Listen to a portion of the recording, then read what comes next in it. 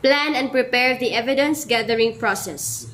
The assessor shall receive assessment package composed of the following: Copy of Assessor's Guide, specific instruction to the candidate, competency assessment results summary, written report, written test, answer sheets, rating sheets according to the methods of assessment to be used corresponding to the number of candidates. Prepare the candidate. The assessor shall introduce herself. Good morning, everyone. My name is Ms. Bea de Aces. I am an accredited competency assessor for 3D animation in C3. Acknowledge the presence of the processing officer, assessment center manager, and the tester representative. I would like to acknowledge the presence of Ms. Ginaline Lolor, our processing officer, Ms. Roseanne Porca, our AC manager, and Mr. John Michael Hilo, our representative from TESDA Provincial Office. Good morning, sir. Good morning, ma'am. You do not have to worry about their presence. They are here to oversee the conduct of competency assessment and to check if the conduct is in accordance with the prescribed competency assessment methodology and procedures. Check the attendance and identify of candidates and collect the admission slips. Before we start, please submit to me your admission slip. Thank you. Thank you.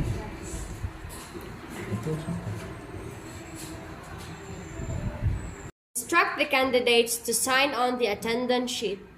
As I call your name, please acknowledge by raising your hand and sign the attendance sheet. Alma Ani Fantilla.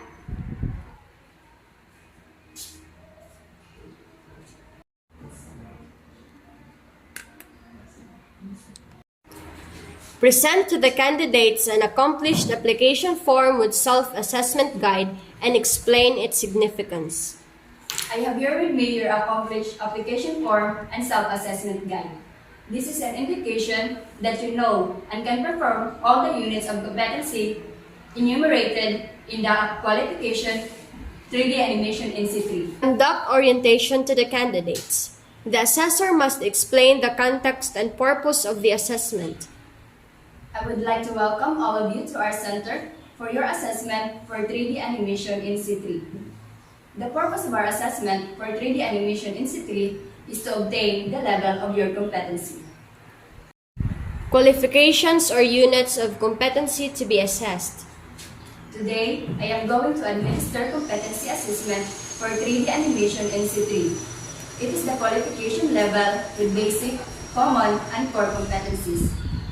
For our core competencies, we do have create 3D models for animation, apply shader and texture of 3D models, set character rigging, animate character, and light and render animation scene. Task to be performed and the evidence to be collected. The different tasks to be performed for our competency are the following: create 3D models for animation, apply 3D texture and lighting for 3D models, set character rigging, animate character, and compose set render animation sequence. Assessment procedures to be undertaken. To determine your knowledge and skills for 3D animation in C3, the assessment method we will use will be written test, oral questioning, and demonstration. These assessment methods can help to measure your underpinning knowledge and skills. Needs of the candidates to be considered during the assessment.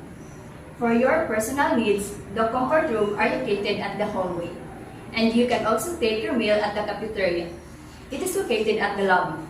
However, during the assessment, you are not allowed to leave the premises of the assessment center. Allowable or reasonable adjustments in the assessment procedure. If you have difficulty of understanding the given instructions, please do not hesitate to inform me, because we are willing to translate it for you. Also, during the written examination, if you have dilemma writing down your answers, don't be shy, because we can accept your answers verbally. Do's and don'ts during the assessment. If you have concern, questions, or there's a need for you to clarify matter concerning the assessment, you may raise your hand, because I am more than willing to assist you. But once the assessment has started, please refrain from asking questions. It is no longer allowed. In the same token, during the assessment, if you have physical or any form of difficulty, do not hesitate to call me attention so we can address it immediately. Rights and appeal system. In case you have questions regarding the assessment result, you have the right to appeal. You can submit your appeal to the TESDA Provincial Office where the assessment center and assessor are accredited. Issuance of national certificate or certificate of competency. For the issuance of national certificate, the AC manager shall inform you where you can claim your national certificate within 5 working days after the assessment. Reassessment procedures. After the assessment and you are found not yet competent, don't worry about it because you can be reassessed anytime at your own convenience. In case the reassessment are full qualification, you have to undergo the whole reassessment process. If you are found to be competent in some unit of competency, the reassessment shall focus in the unit of competency where you were found to be not yet competent. Also, if you failed 2 consecutive assessments, you will be advised to undergo a refresher course before applying for reassessment. Occupational safety and health requirements. During the actual assessment, please observe safety as you observe the different tasks. Make sure to check your electrical equipment before unplugging it. Avoid pulling the cord as you plug the equipment. Observe proper body mechanics when lifting heavy equipment to avoid back injuries. In case of accident, please call my attention immediately so that we can provide it with first aid.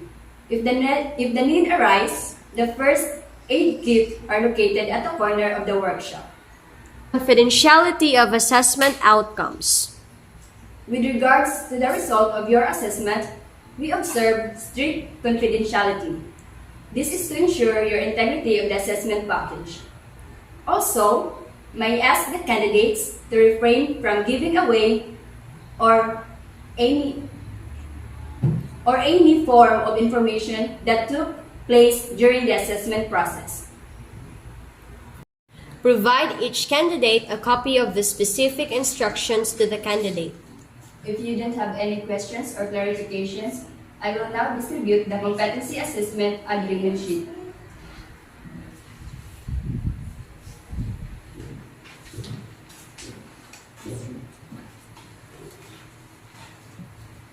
Please read the instructions carefully. If you have questions, please ask it now. I may be able to have translate it to English to your local dialect. If you need assistance, I will be more than willing to assist you.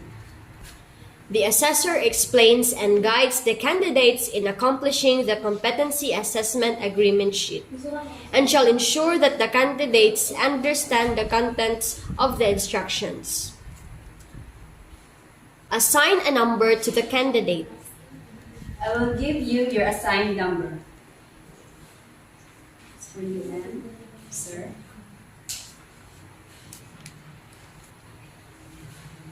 Instruct candidate to proceed to the assessment area while the other candidates stand by in the waiting area. So everybody must be ready now.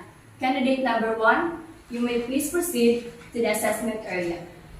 And for the rest of the candidates, please remain as I call your number.